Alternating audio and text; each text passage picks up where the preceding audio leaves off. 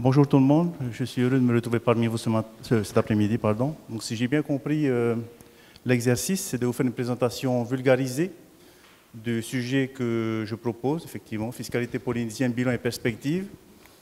Donc, ce n'est pas un sujet qui, a priori, mobilise les foules, mais j'ai néanmoins tenu à le défendre pour plusieurs raisons. La première, c'est mon histoire. Je sors de 20 ans de carrière dans l'administration. J'ai essentiellement œuvré dans les disciplines fiscales. Donc, je voulais en quelque sorte capitaliser le savoir que j'ai pu avoir en m'inscrivant en doctorat. Et puis, plusieurs raisons aussi, c'est qu'on s'aperçoit qu'il y a très peu d'études approfondies, en tout cas, qui ont été menées sur le sujet. Et c'est la raison pour laquelle, voilà, je me suis dit que c'était l'occasion de me présenter. Maintenant que je suis en freelance, sorti de l'administration, j'ai un peu de temps pour moi, de me lancer dans cette aventure. Voilà, donc je me rends compte, je m'excuse d'emblée parce que j'ai fait un support sans doute trop long par rapport aux 5 minutes attendu qu'ils me soient impartis. 4 minutes. Ah oui, tu vas aller très vite. Donc voilà, j'expliquais tantôt les raisons pour lesquelles j'ai choisi le sujet, tout à fait en bas. Hein. Donc c'est très peu d'études qui ont été faites sur la fiscalité polynésienne et très peu de réflexions aussi sur la nécessaire adaptation aux enjeux de notre temps. Donc voilà, ma thèse a l'ambition de décrire l'existant, de proposer des évolutions qui, à défaut d'informations sur le modèle économique et social de notre pays, doit minimum tendre vers une fiscalité plus juste et plus compétitive.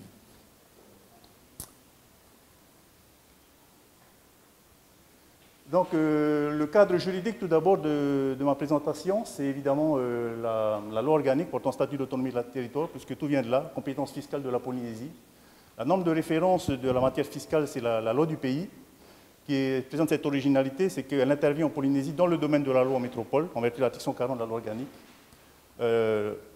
La particularité de l'exercice de la compétence, c'est évidemment qu'on est libre d'édicter les règles que l'on souhaite, le système fiscal polynésien, ceci près qu'on doit respecter un certain nombre de prérequis.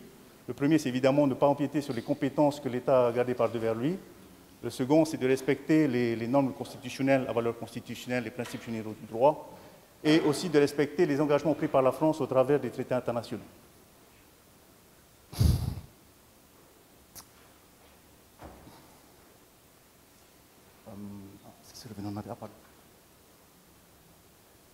Donc, ensuite, je fais une présentation directement de l'existence, c'est-à-dire des impôts, droits et taxes.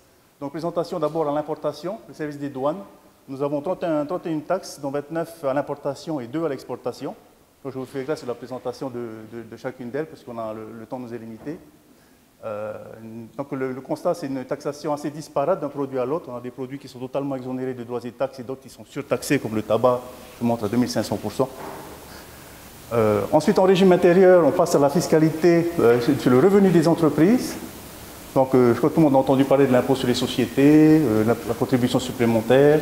Ensuite, on a une fiscalité spécifique également sur le revenu des entreprises. C'est généralement les grosses entreprises qui sont concernées par cette fiscalité spécifique, comme les banques, les assurances, qui sont donc taxées en sus de la fiscalité générale. Une fiscalité diverse aussi, l'impôt sur les revenus des capitaux mobiliers, c'est-à-dire les distributions de dividendes. Et puis également la fiscalité de solidarité, mise en place en 1995, comme vous le savez, pour financer le régime de protection sociale généralisée. On a mis en place ces 4 CST qui appréhendent donc toutes les catégories de revenus des personnes physiques en Polynésie, justement pour que tout le monde contribue au financement de cette fameuse PSG. Ensuite, à ces 41 impôts directs, quelques mots sur les impôts de formalité. Voilà, on a 7, je ne vais pas m'étaler dessus. Ensuite, des taxes sur la consommation. Nous avons évidemment en première ligne la TVA, qui à elle seule rapporte plus de 20 milliards de francs en régime intérieur, parce que vous savez qu'il y a également une TVA à l'importation. La fiscalité communale aussi, on peut en dire quelques mots.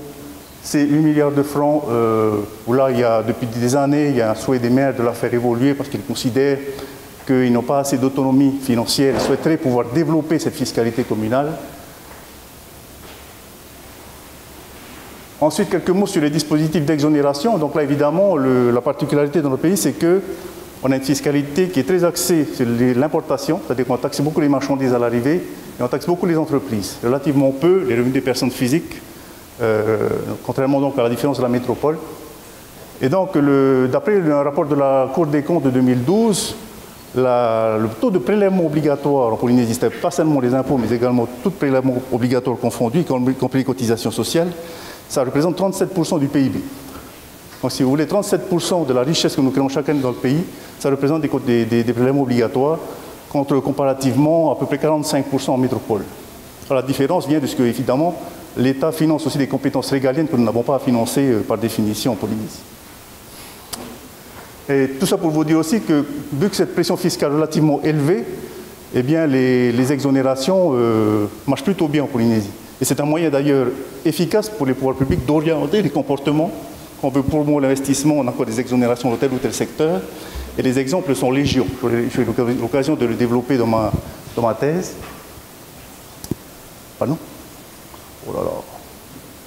Bon, le contrôle de l'impôt, dire quelques mots sur le fait qu'il y a deux grandes procédures. Procédure contradictoire, lorsque les gens correctement déclarés se font simplement reprendre à la marge, ou à défaut une taxation d'office pour les plus récalcitrants.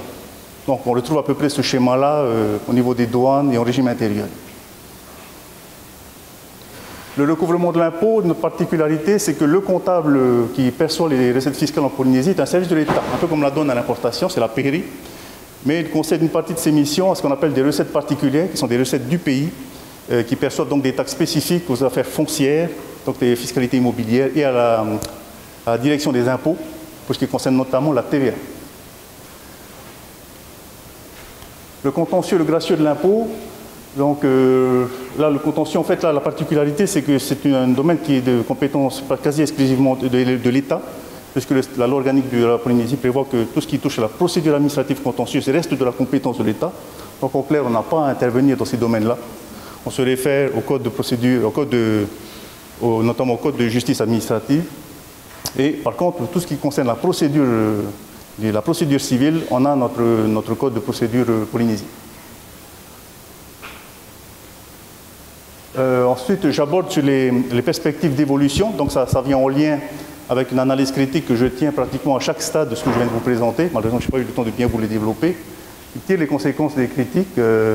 Donc, comme je disais en introduction, la fiscalité, normalement, c'est fait pour accompagner un modèle économique et social. Ça soutient l'économie.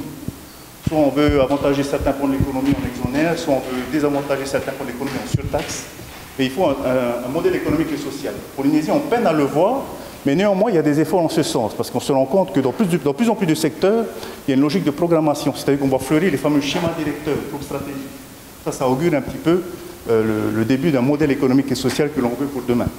Et c'est à partir de ça que mon ambition à moi, c'est de pouvoir adapter la fiscalité à ce qui est souhaité, déjà par secteur, et ensuite pouvoir proposer, indépendamment de ces schémas directeurs, une fiscalité qui soit plus juste.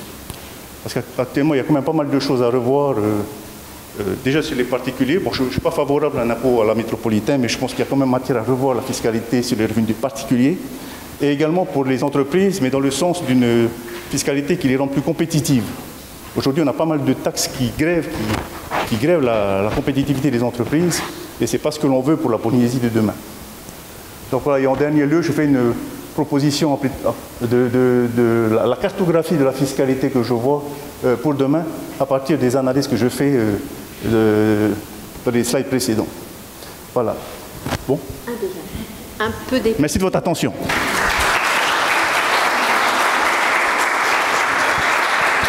Je suis à votre disposition pour d'éventuelles questions. Alors je crois que les questions, elles auront lieu demain.